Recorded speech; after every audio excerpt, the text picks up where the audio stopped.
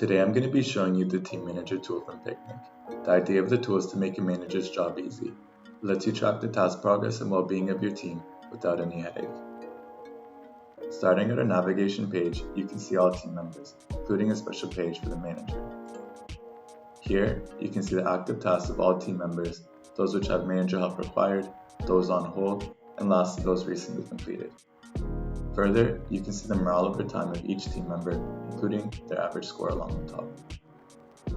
Going back to the navigation homepage, we can then click into any team member we wish to see further.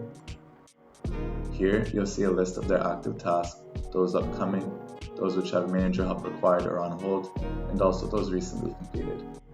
We also have some further statistics regarding their morale along the bottom of the screen.